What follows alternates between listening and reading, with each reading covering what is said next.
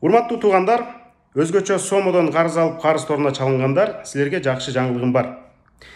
Госфиннадзор так чечти, сомо силерден үстөк пайызын жана жогорку деңгээлдеги пениясын доолаганга акысы жок.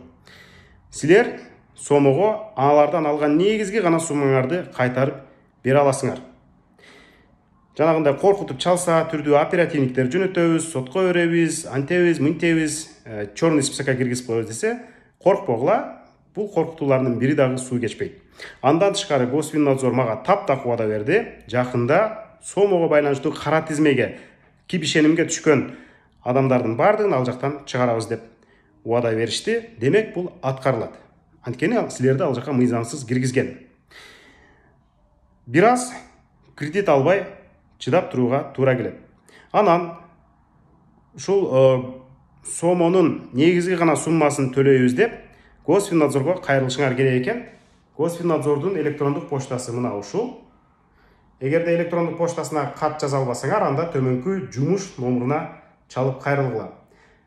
Катты мынтип жазасыңар: мен Паланчаев Түкүнчө каржылык мүмкүнчүлүгүм жоктугуна байланыштуу сомонун акчасын төлөп бере албайм.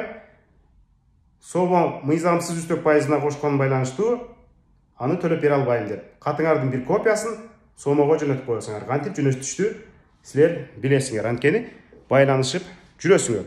Андан тышкары мен Госфиннадзордон сомого ашыра төлөп салгандар бар. Алар эмне кылат деп сурасам, алар эгерде ашыра төлөп салган акчамды кайтарып алам десе, сотко кайрылып, сот аркылуу чечип алса болот дешти.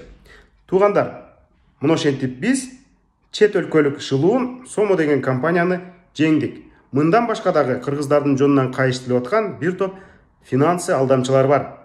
Аларды дагы акырындап жеңебиз. Болгону бирге болушубуз керек, өзүбүздүн күчүбүзгө ишенишибиз керек, мыйзамга таянышыбыз керек. Чоң рахмат силерге.